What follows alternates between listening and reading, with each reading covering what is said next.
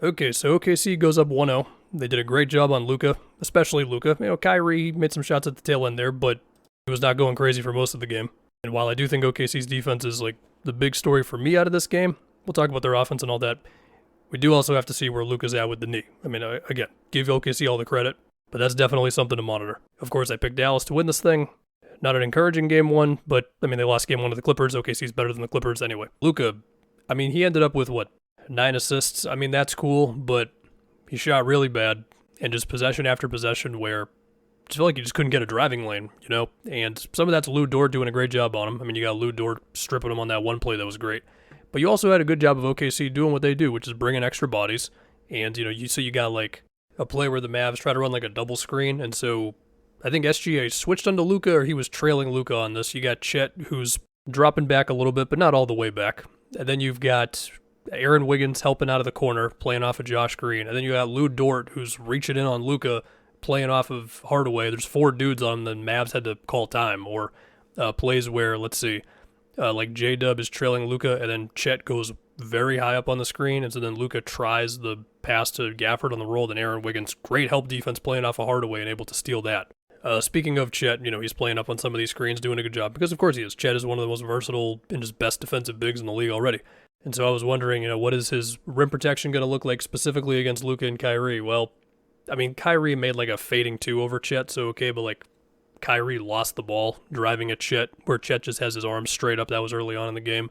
Another time later, Chet blocks Kyrie, just waiting for him at the rim. A really great play where Chet was dropping on a screen, and it was a Luka lively screen at the top of the key, and Chet does a great job at getting Luka to throw the lob, but then contesting lively at the rim well enough to get the miss.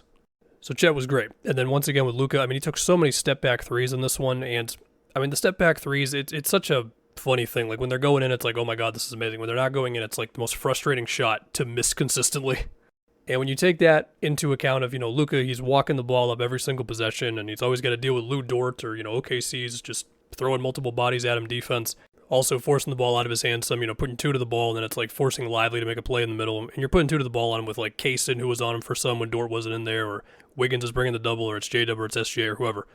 Yeah, looking at NBA.com, just looking at their like shot chart thing for the game, Luka had 2 shots at the rim in this game.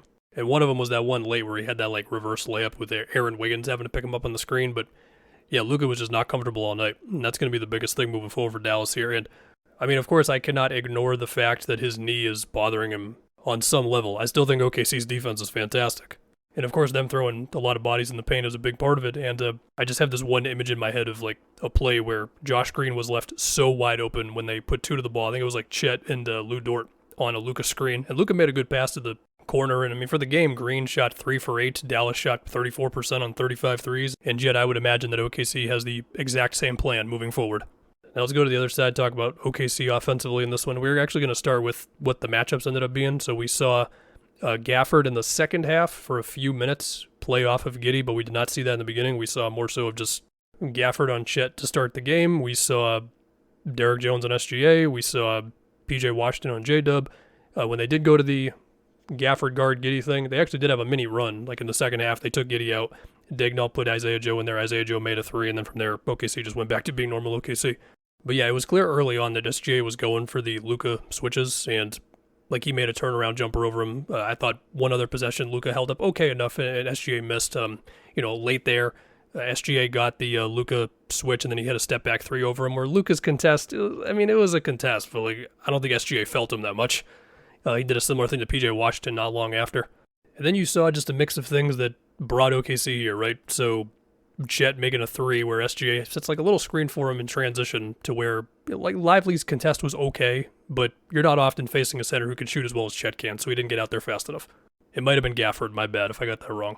And then you just saw an array of OKC buckets they've been doing all season, so it's like the whole side of the floor is worried about SGA. It's just a quick swing over to Isaiah Joe for a decently deep 3, where Gafford was actually the one who ended up on him. Or Kaysen Wallace turning a possession that was basically going nowhere into a catch and drive versus Hardaway, and he gets to the free throw line. And that was after they had some pretty decent one-on-one defense on SGA. And there was Aaron Wiggins, my goodness. All of his threes were, oh, you're not going to guard me? I'm just going to make the 3. Like sometimes it's just that simple, or that one great backdoor cut he had. Where I think it was either Lively or Gafford, I don't remember who, but they were switched on to, I think, J-Dub, and then he had to make a play in the middle, and then Luka was like kind of around the rim as the help guy, and then, Wiggins, he just, 1 second he's in the corner, next second he's scoring at the rim. Anyway, for J-Dub, yeah, you saw the growth that J-Dub had as a difficult shot maker in that fourth quarter. I mean, a number of just tough jump shots. I mean, for the game overall, he didn't shoot great, but, he made those ones. And then also big Jalen Williams making a few shots that Dallas is daring him to make. Yeah, that felt like a normal OKC game. Dort's on-ball pressure is great. Chet's doing whatever they need him to do defensively. Their depth is just making the threes or the catching drives that they need him to make, and then it's just constant, rotations and switching defensively and throwing multiple bodies, and, some open corner threes are going to be taken, but they'll take it because everything else is going to be the chaos that they operate so well in. So, especially when Kaysen, Isaiah Joe, and Wiggins enter the game. So, yeah, good stuff for OKC. As for Celtics Cavs, the Celtics did what they were supposed to do, and I hope they continue to do that.